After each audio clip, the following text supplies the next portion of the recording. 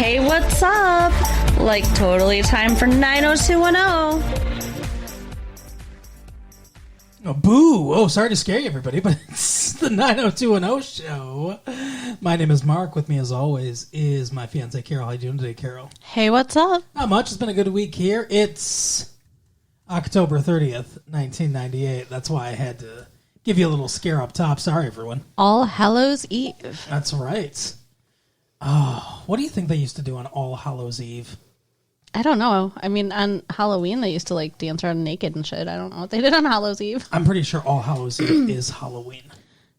Okay. I thought the day before Halloween was All Hallows Eve. I'm pretty sure that Halloween is the shortened version of All Hallows Eve, and it's because November 1st is All Saints' Day. Okay. What night is Angel's Night? That's the day before Halloween. Okay. Devil's Night.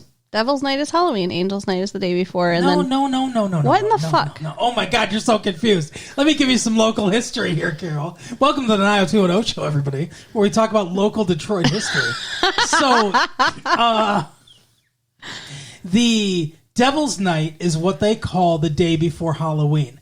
And they used to fucking like turn over cars and light fires. It's the day of like ultimate mischief in tradition, where people would like toilet paper houses and egg cars and shit like that. Toilet paper houses is in a whole other level. That's the thing. Is in Detroit, they amped it up. It just kept getting worse and worse and worse until it became like a huge fucking crime night. The media rebranded Devil's Night Angel's Night. They're the same day. Okay. And then they increased the police presence and stuff like that. They had like a community watch and stuff. The Yes, Angels. Correct. Well, in Detroit, there's a community called Delray Angel. They have the Delray Angels. I wonder if that's related to the Angels Night, if came from Delray. Is that a motorcycle club?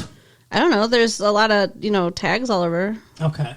of Angels in Delray. I feel like maybe that's a motorcycle club. I think that's a different thing.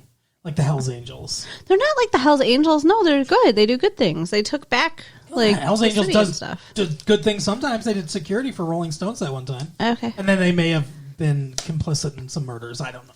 But So you got to take the good with the bad, right? but in 90210 world, it's not Halloween at all. So No, because we're behind. So Yeah. We're still catching up. We're chugging along. I almost there though. Yeah, we're not too far behind you guys, I don't think, if you guys are watching it live. Or if you're just renting VHS tapes and watching it with us, then you're Live here in 1998. then you're right with us. But yeah, if you're watching it as it airs, then we're almost caught up to you. Soon. I think next season we may get caught up. That would be exciting. It'd be very exciting. I don't know how many seasons they're planning on going. I know we don't pay it too much. We don't pay attention very much to 90210 because we don't want any spoilers for stuff coming up. But I know that there's another season after this season because that's the season that is currently airing. I don't know if they're going to have a season after that. That would be their 10th, which seems like, I don't know, maybe a good place to stop. I don't know. Yeah, we'll see. It's so crazy though. Like we were like 5 seasons behind or something. I think when we started. And We now were, only yes. 1 season I behind. think we were like 4.5 seasons behind, I Yeah. believe. Yeah. Crazy. Well, that's because we don't take breaks. We're here for you all every single That's week. fucking right. Every single week. That's right. We don't take a summer vacation like those pieces of shit on 90210. Although their summer breaks are really, really short, which is part of why this has been so hard. Yeah. You should love us more than you love Jason Bateman or whatever. What's his name? Jason Priestley? Yeah, Jason Who the Priestley. fuck's Jason Bateman? Jason Bateman was on a show called The Hogan Family. The fuck? Yeah, it was with Sandy Duncan. Well, originally it was Valerie's family, and it was with Valerie Harper. But then she wanted more money or something like that, and they got rid of her, and they replaced her with Sandy Duncan, who played Peter Pan on Broadway. And that was Valerie's... It was just called Valerie, then it was Valerie's family, and like they wrote in there that Valerie Harper's character died, and then after that they just changed it to the Hogan family. When you said the Hogan family, I was thinking of Hulk Hogan. And I was imagining that they made some kind of show of like his family. Well, that would be the most fucked up shit. Let me tell you something, Sandy Duncan. Come on, brother. Oh my god, I want to watch him go to the supermarket though. $16 for a carton of eggs. There's inflation or something on the Hogan family. Apparently. Jesus. They're golden eggs. Oh my God. You can tell who does the grocery shopping in the Sandy Duncan, why does it look like you're looking at me and the door at the same time? She's got a glass eye or something like that. Oh, She's got wow. a weird eye.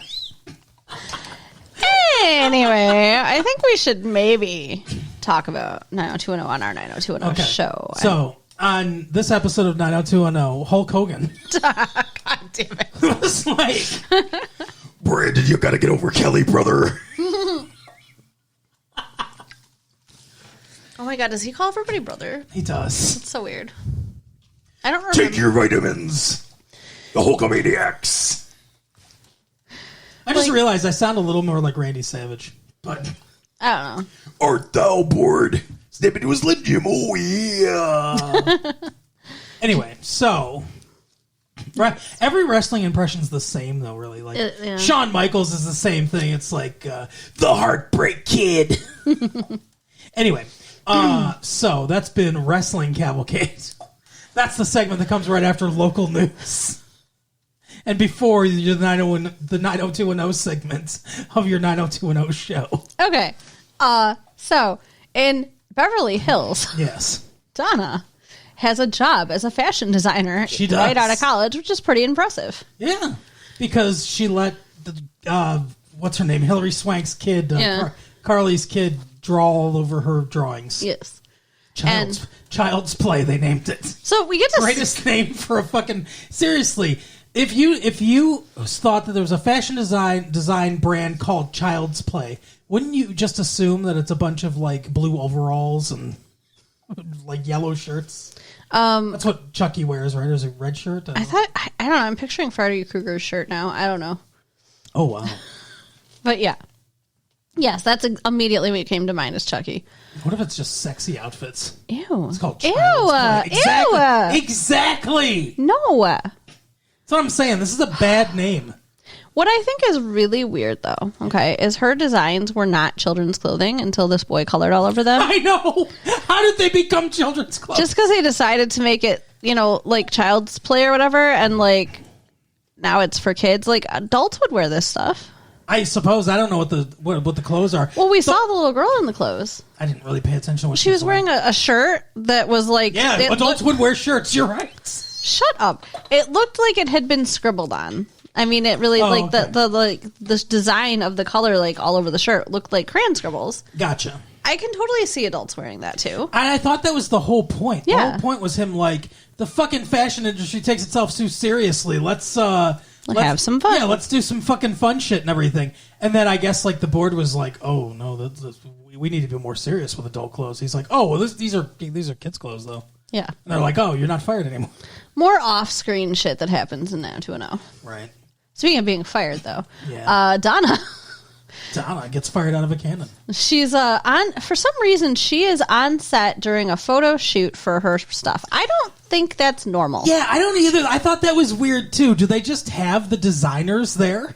It seems like, I can't imagine Calvin Klein's like there when they're filming, his ads and stuff. Doesn't make any sense. It's like the story I heard about Frank Miller, comic book artist Frank Miller. You want to hear about that real quick? Why not? This is our Frank Miller segment of the show. He wrote a script for RoboCop 2. Okay. You remember Robot Cop 2? No. Oh, you never saw it. No. But you know Robot Cop. Yes. RoboCop, yes. So he wrote the script for it. He wrote, he wrote Batman Year One. He wrote a lot of influential comic books. It's a comic book legend, Frank Miller. And he wrote the script for it, and apparently they didn't like any of his ideas. But he was on set every day, and so Irving Kershner, the director, apparently, while they were filming, was just ripping pages out of the script and rewriting shit as they went. Oh, wow. Much to, and Frank Miller would just sit there looking depressed. Yeah. I mean, that's awful. So it's because you don't often hear the writer being on set either. He said something like, I learned that being the director was like where the real power was in Hollywood. I mean, obviously, he's like when you're a writer, it's like your script is a fire hydrant, and there's a bunch of like dogs right around the corner. Ooh, Yeah. yikes.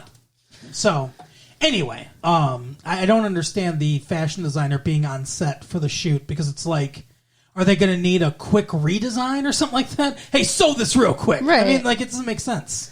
And like, she doesn't seem to really serve a purpose there either. Only a story purpose. Yeah. So she's like talking to the little girl who's the model for the clothes. Yep. And the little girl's like, I want Donna's bracelets. Mm-hmm. And the mom's like, okay, Donna, just give her the fucking bracelets. Like, what? Yeah. Who does that? I mean, I realize they're like rich people or whatever, but no. Yeah, before this, the guy... also, I don't understand why the executive of the fashion brand is at this shoot either. Where's the director? That we don't ever see him. Like, there should be... The photographer should be there. If it's just... yeah, I guess it's not a commercial. It's photo shoot. It's a photo shoot. So the fucking photographer should be there, and like the people that coordinate the Hair and makeup the shots. Yeah, assistant. that's who should be there. Yeah, that's it. No one else needs to be there.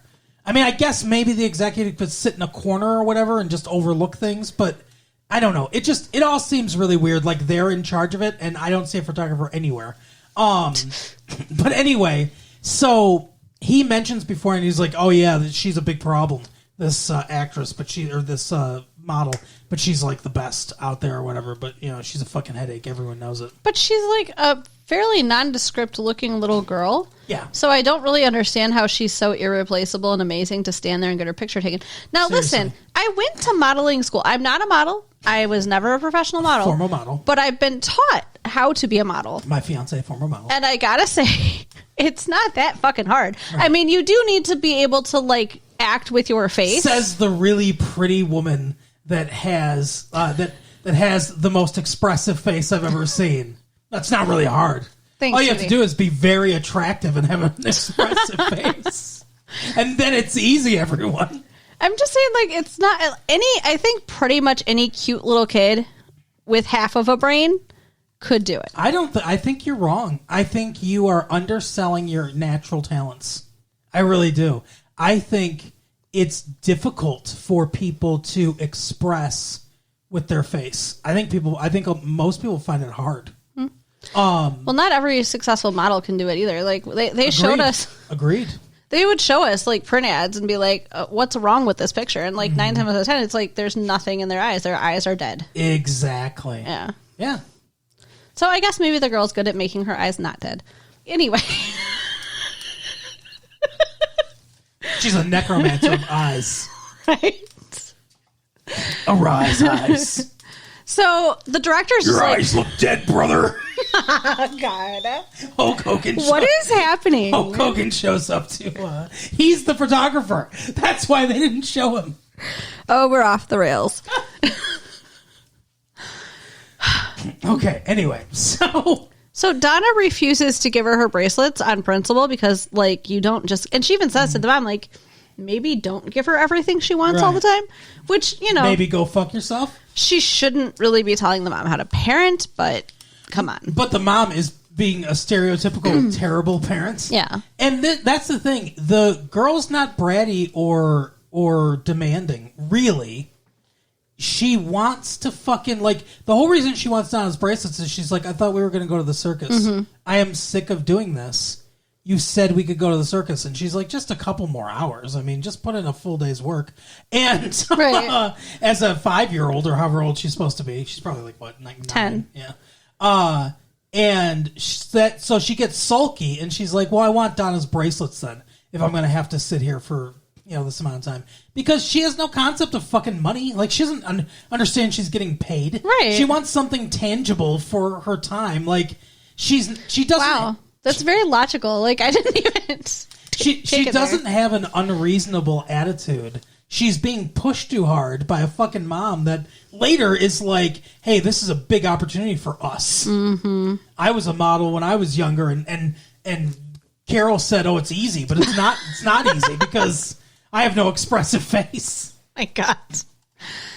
Oh, so the mom is even like, if you don't give her her bracelets, we're going to have another temper tantrum. You don't want that, do you? Right. Like, the girl didn't even have the temper tantrum. No. The mom just didn't want to deal with her. Yeah. And then Donna gets fired. Yeah, the guy's like, yeah, they don't like you, so It's so stupid. get the fuck out. And he's like, and she's like, but, these are my designs. He's like, well, you'll get everything that's coming to you. So basically, he's like, I'm going to give you a check you don't have to work for. What are you arguing about here? Yeah. That I don't like. What's her job supposed to be at this shoot? She already designed the clothes. They're buying the designs from her. They're paying her for this. And now she doesn't have to invest any more of her time in it. Why does she need to get fired, too? Why isn't the guy just like, yeah, they don't really like you that much, so just don't come to the shoot. Yeah. Why don't you sit at home and design more clothes like we fucking pay you to do? Exactly. That would make sense. Like, yeah, it doesn't make a lot of sense. It's almost like she's a fucking assistant here, and that's not her job. No. But whatever. And then she's super depressed about being fired, even though technically she wasn't really fired. She's still getting paid. Yeah, I don't know. Hi, cat. We have a cat that just broke in. I forgot to lock the door. Oh my goodness. Our cats can open doors. Yeah. They're very talented. They have the strength of Hulk Hogan. Where's the wet food, brother? Oh my God, that probably is what he's looking for. Did I forget to give you lunch, sweetie? Anyway, so yeah, Donna's all depressed about not being able to slave away for a kid. Yeah. So then she does one of the stupidest things. I don't even know why she thinks this would work. Well, and why it does and why it matters. Any of it. It's stupid. Yeah, she shows up at the shoot the next day dressed as a fucking clown. She's like, I'm bringing the circus to you. But not even a good clown, like a 1930s clown. She doesn't look like Bozo or Clarabelle the Clown. Remember Clarabelle the Clown from Bozo? Do you remember Bozo the Clown? Vaguely. On WGN out of Didn't Chicago. he have bright red hair? Yes! And a nose kind of like... Yes, he had a nose. That's right. Very good. It's like I can picture it.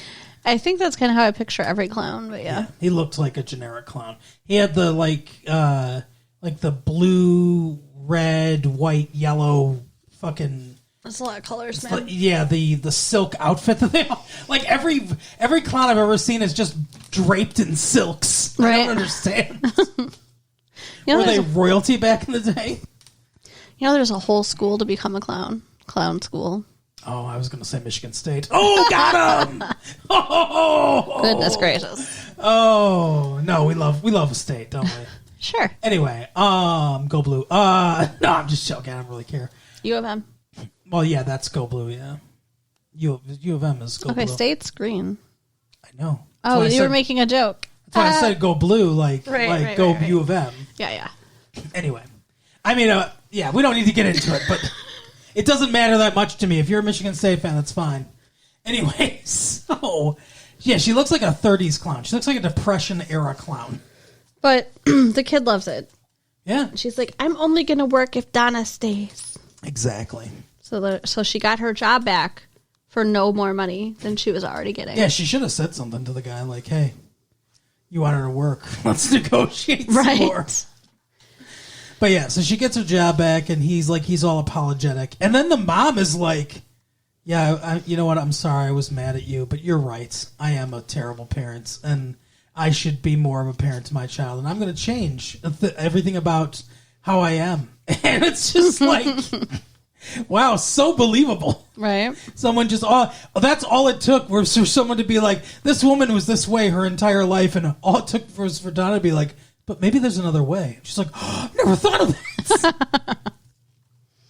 Yeah, and then they had literally like a 1 second conversation, so totally enough. But that's Donna's storyline, and the little girl, I don't know, is a successful model or whatever. Right. So then we have, I don't know, I guess we got to go to Kelly and Brandon and stuff again, because I can't really think of much else. Well, there's David and there's Steve. Okay. Those are the other two big storylines. If you want, we can go to Steve next, because Steve's disconnected from the rest of the plot in the same way that Donna is disconnected from the rest of the plot. I hate his storyline. And And I need your help because I feel like I blacked out for a minute or something. Oh my God.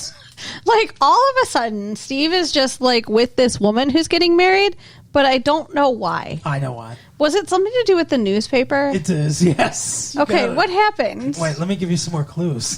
No, so he wanted to interview a sports star. I think we all know which one, Hulk Hogan. Steve, brother. No, so Brandon says to Steve, I want you to get over this fucking Carly shit. You're moping around.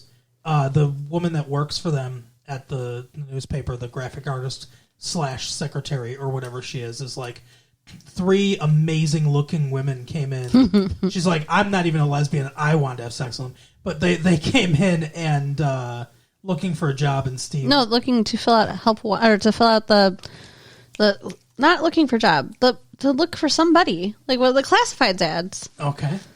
And Steve told her to handle it. Yeah. Steve was like ignored them. I mean, that's just even worse. It's like they're looking for a date. They came in like, hey, I'm trying to find love, and he was just like, yeah, whatever. Oh, okay. I gotcha. They were doing Lonely Hearts stuff. Yes. Okay. So anyway, so Brandon's like, okay, I got to get him out of this. So he's like, hey, why don't you talk to Mike Piazza? Who?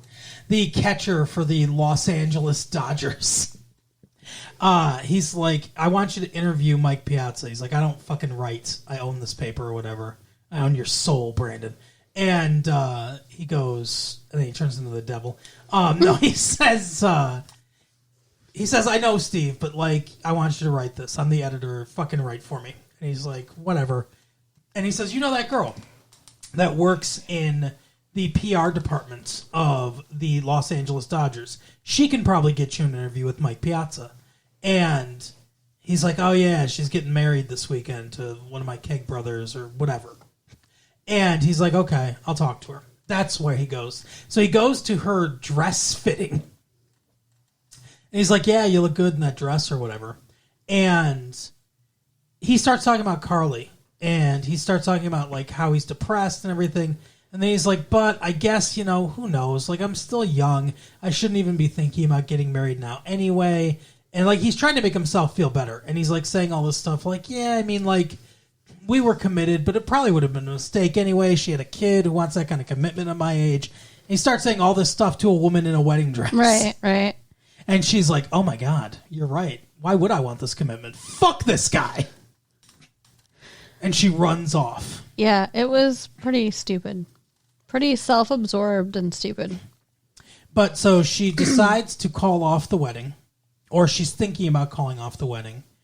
The next morning, she's just there in the Walsh house in, like, was she just wearing, like, a shirt? Like a T-shirt or something? Well, I don't know. She was in her nightgown, whatever it was. But she's cooking breakfast. Yeah, like, it's like, so Steve brought her home. She decided not to get married, and Steve brought her home. Yeah. What the fuck, Steve? A lot of not wise decisions going on here. Yeah. And Brandon comes in and he's like, oh, hi. And she's like, hi. She's like, no, Steve slept on the couch. Mm-hmm. And he's like, okay, sure. And she's like, no, he did. I'm supposed to get married, but like I just couldn't go home. Her fiance, by the way, is not even there. He's in New York, I think, or something like that. He's not in town. He's on assignment someplace. Yeah, so that's even stupider that she didn't want to go home. She could have just gone home. I don't get that.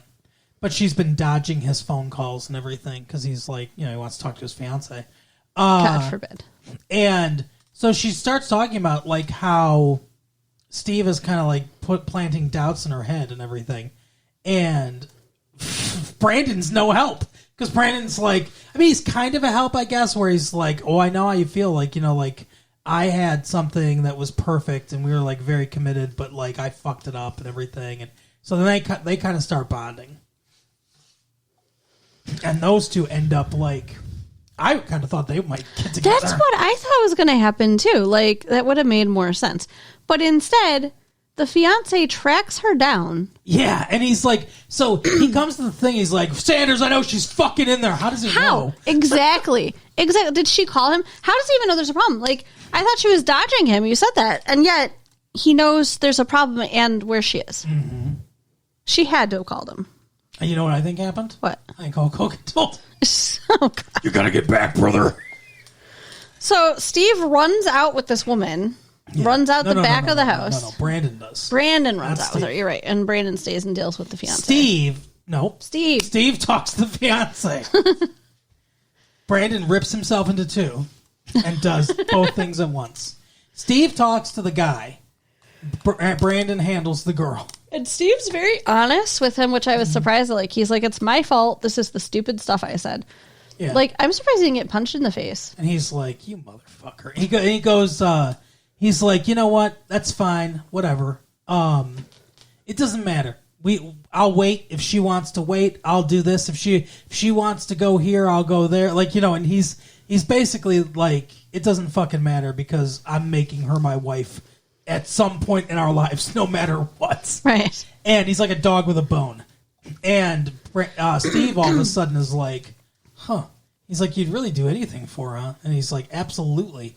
And he's thinking like, I didn't go to Montana with Carly. I could have just gone to Montana and I didn't. I guess maybe it's not the same. I didn't love her like you love this one. I get, like, and that's so weird. Like, I guess that's true. Like, it didn't really occur to me either, but, like, he could have gone with her. Yeah. But, I mean, he would have had to give up a lot to go with her. Because he has a business. Yeah, but, I mean, if he loved, like if you needed to move somewhere, I would pick up my whole life and move with you. Like, it wouldn't even be a consideration of, like, okay, like, I guess we just won't be together. Right. That would not occur to me. Sorry, I'm being distracted by fluffy cuteness. And no, And it's the not cat's in Mark. here, Yeah. But anyway, so fucking that's what happens with him, and then Steve realizes that, and then Brandon talks to the girl, and he's like, yeah, I want to get that perfect back or whatever, and she's like, you know what, you're right, like it is scary, but it's worth the scariness. And then they get back together, and they do end up getting married, and we see like the tail end of their ceremony. Yeah, because she said something like she was scared because it was too perfect. And that's what Brandon felt like, I think, about his relationship with Kelly. Like, he makes some kind of parallel there. Yeah, when he talks to Kelly later, he's like, I know why I cheated because I was scared of how perfect things were. It's stupid. It's the Dawson Leary mom excuse. Right? It is. Like, oh my God. I knew we'd heard it somewhere recently. What is going on in society? I don't know. It's odd, and I don't agree with that, really. Yeah, I don't think a perfect relationship is generally a reason for infidelity. No, I don't, and I don't think that. I don't know. I just don't think that happens much, if at all. Maybe a little, but I don't think that happens often. So they end up getting together and everything. I would if Cold Feet got this serious, I think I'd be a little scared and trepidatious though if I was the guy. Yeah. Like if you before eventually we're gonna get married because we're engaged, but if like 2 days before the wedding you were all of a sudden like, I don't fucking want to do this, and it wasn't just like small fleeting like questioning thoughts, it was like you ran off like thing. Right. I would be like, huh, that's maybe not a good sign that it got that far. Yeah. I don't know. I worry about these two. Yeah. We'll never see them again, but I worry about them. I agree. I don't think that this was the best start for their relationship. No. So then there's David and his storyline. So David's with this asshole band still.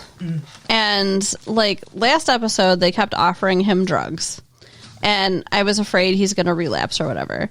And it fucking continues this episode where, like, he walks out into the parking lot and sees one of the dudes, like, token away, like, hey, did you come out looking for a hit? Like, these guys are on a mission to bring David back to the drug world, and I don't like it. It makes me upset. Well, how many people are in this band? Because we only see 2 people besides David I don't know. in this episode. Well, he's replacing somebody. That's what happens after this incident. Oh, after. Okay, that's what. Okay, so there's this guy, Mark, the one that's been drinking and is toking up in the parking lot of the After Dark. And then there's another guy. that we see in this episode that's in the band. And I thought there was a third member, but I guess they're the bass player or whatever. They don't give a fuck about their opinion. I guess I thought there was like 3 or 4 people in the band. I don't know, but we don't see any other ones. At least not any ones that have like speaking roles in this episode. Budget constraints. Right. So Mark's like, David's like, you're not going to drive like that, are you? You know, like smoking pot and stuff like that. He's like, who gives a fuck? Yeah. And he's like, we're not going on. And again, they bring up the song that they bought. That David wrote, yeah. Yeah, and he's like, oh, we're going to play it right now. And he's like, I would not play that song right now. Because it's obviously about Donna. Right. And obviously Valerie is going to be a little upset about it. But also Noah owns and operates that bar, and he's there. Oh, yeah. So he'd hear it too? He must use Donna's name. Like, maybe he needs to change the lyrics or something. It's just like, Donna, Donna, Donna. Right? I can't wait to be inside you, Donna. Oh, God. Yeah, I'm getting really curious to hear this song. So, anyway, the Mark dude is like, fuck it, we're not playing now. And he like drives off and almost hits a sign. So many people almost fucking either do die or almost die right outside the Peach Pit. Yeah. You ever notice that? Yeah. Must be a bad spot. Yeah, for cars, for sure. But anyway, so he gets into a car accident. And he wants to sue Noah for over-serving him. That is so dumb. Like, so many people get in drunk driving accidents or do stupid, terrible things because they drink too much. How often do you hear about a fucking bar owner being held accountable for that? It does happen sometimes. And I know, like, if you know us, sorry to talk about politics, everybody. If you know us, you probably know I lean a little more liberal than conservative in my worldview. And this is probably more of a conservative point of view. But I'm sorry, I don't think that should be on bar owners. No, I don't either. That's individual responsibility. I don't think it's up to the bar to babysit you and be like, okay, looks like you had enough. I'm going to take your keys. Or like, right? I mean, like, it sucks when someone drinks too much at a bar and then like goes and kills somebody, right? Obviously, that's awful. But I don't think the bar owner has any legal or moral responsibility over it. Moral, maybe. I don't know about legal. Only moral if you're like it. Only moral if you know they're drunk and you know they're going to drive. Yeah. And you don't say anything. Right. Well, like, I mean, I've had that at bars where they're like, you're not driving, are you? Before they'll bring me another drink. Right. And that's fine. And Yeah, I'm like, no, I'm not. It's cool, you know? I agree. I agree that's fine.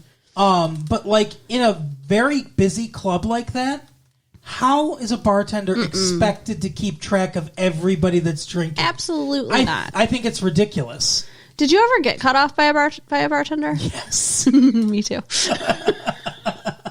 I mean, you got to be pretty bad for them to actually cut you off. I got cut off because we were in downtown Pontiac and we went to JD's Key Club and then we went over to Have a Nice Day Cafe. Check out Have a Nice Day Cafe, everyone, if you're down in downtown Pontiac. And then we went back to JD's Key Club, and the guy at the guy at the bar was like, "You guys are cut off." Like immediately, took one look and says, "Like you guys are cut off." We're like, "We know, it's fine." I was at the locker room, and I was standing in line for the bathroom, and I was talking to the nice lady in line. And according to her, I'm not sure this really happened, but according to her, all of a sudden I leaned back on the wall and my eyes rolled back in my head. Oh my god! And she happened to be the manager of That's the bar. part of your expressive face. And she was like, I was just expressing that I was drunk. Right? She's like, oh my god, you are done. And she like told everybody. She like walked me over to the bar, like, don't give her any more alcohol. No one give her more. It was so embarrassing. That's funny. But anyway, so where the fuck were we talking about? Oh, the bar, yeah. So I think that's ridiculous on the face of it. But the guy's like, we're going to fucking sue you for millions of dollars because somehow we know you have money or whatever. And so David is caught because he's like, dude was token up. Yeah. He even says it to the guys like, he's like, you know, you were smoking pot. And then like that messes you up too, driving. Right. And he's like, no. They said it was alcohol. They said that's all it was. He's like, okay, because that's what you told them you had, right? Right.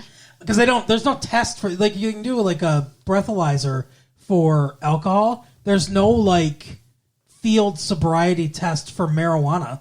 You can't just blow and be like, oh, you have this much marijuana in your system. They could take them to get a drug test. Sure, but even then, it just doesn't just tell you like that you've taken drugs. You're right. It's just in the level. system. It's just in the system. So, like for pot, depending on how much you smoke, it can be in your system for like a whole month. So, that's what I'm saying. Yeah, that's what I'm saying. Like with alcohol, it gives you like there's a very easy way to check the levels because you can have some alcohol in your system and be completely fine to drive, not impaired in any way. But if you reach a certain level that the law has deemed like this is where most people start to get impaired, then right. But there's nothing like that for pot. Yeah, there should be. So he probably, I think it's just too hard. Yeah. Scientists work on it. But I think that I think he just was like, yeah, I was drinking, and that's why they think it's alcohol. Yeah. He wasn't like I was also smoking an illegal substance. Everyone.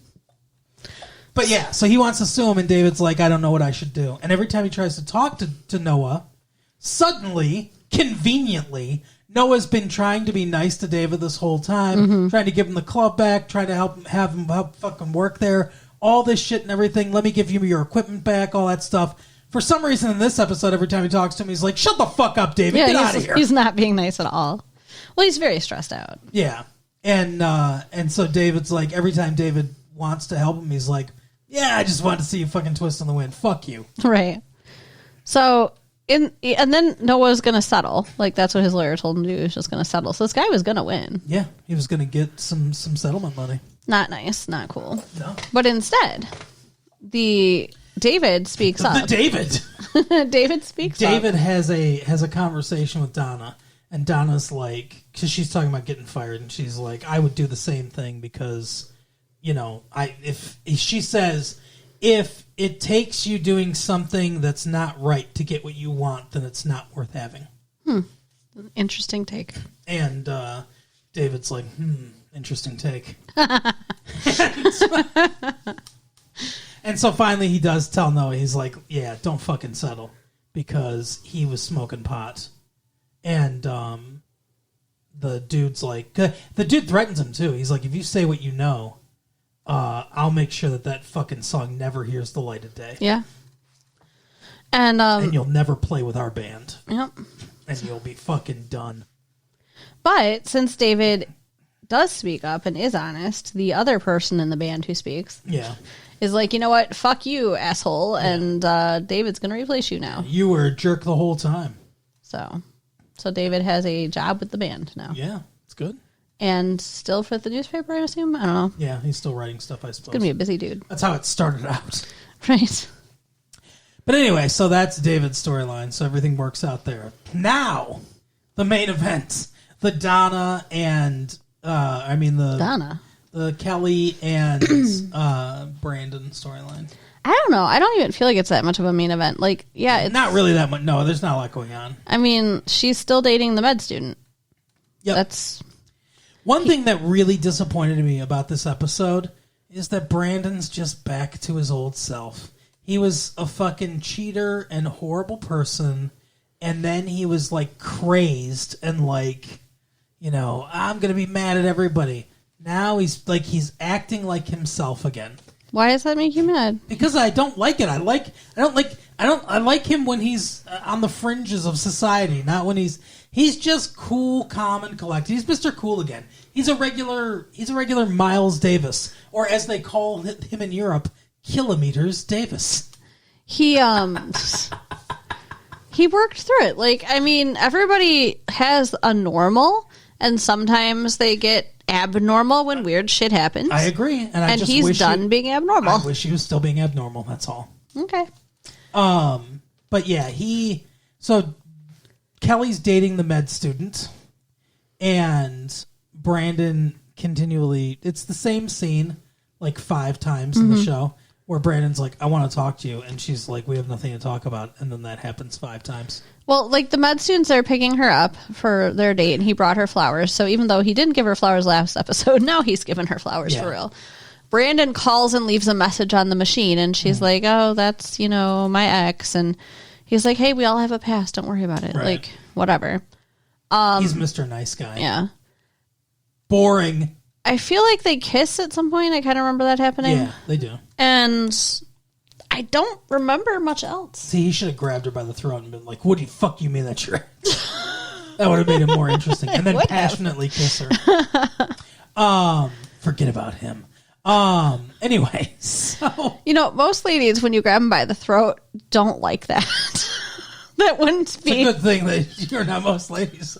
That wouldn't be like the go-to move. Let me grab you by the throat. Forget about him. So if I'm ever with another girl, I shouldn't try that then, I guess, huh? I'd probably not, no. Anyway, so, that's essentially all that happens. She kind of seems like she sort of starts to come around, and then, like, something will happen in the conversation, and she's like, no. Oh, yeah, that's right. She wants to talk to Brandon, because I think she wants to be like, look, maybe there's a path forward for us or whatever. And she comes in and she sees the girl that's going to get married hugging Brandon because he's helped her with her decision. And he's like, Donna, it's not what... fucking Wow. Kelly, interchangeable blonde woman. Kelly, it's not what it looks like. And Interchangeable blonde. And she's like, Brother, I'm Hulk Hogan. I'm not an interchangeable blonde. I am the blonde. No, he's like, Kelly, it's not what it looks like. And she's like, whatever. And he's like, no, it's really not what it looks like. But he doesn't explain what it is. And then she goes, the woman he was hugging goes, no, it's really not. I'm getting married. He was just helping me out. And she's like, yeah, but that's the problem is I'll always assume that it's the worst or whatever. Yeah. Goodbye, Brandon. Yeah, I mean, she's not wrong. I mean, he really ruined their relationship. He did, yeah. So I don't think there is a path for them. And why is she even going to go try to talk to him about that when she's making out with the med student? I don't know. I mean, maybe he's not a very good kisser. I don't know. Maybe he's not grabbing her by the throat. guess Maybe she's one of the percentage that likes that. Apparently. I don't really picture Brandon doing that either. Brandon's not. Grab her by the ponytail. Brandon's not that kind of guy. No. Brandon's a stroke the side of your cheek with the back of his hand kind of guy. Ew. Oh. Okay. My beauty. He's that Yeah. kind of guy. He gives me the creeps. Yeah. Yeah. Well, that's because of the pile of women in the Exactly. fucking desert. So, Oh, that is the episode, though. all right. So you guys can write us at latefee1994@AOL.com. Yep. Check out our website at www.retrolatefee.com. Yes. And share the tapes with your friends. All right, we'll see you next time. Bye. Bye.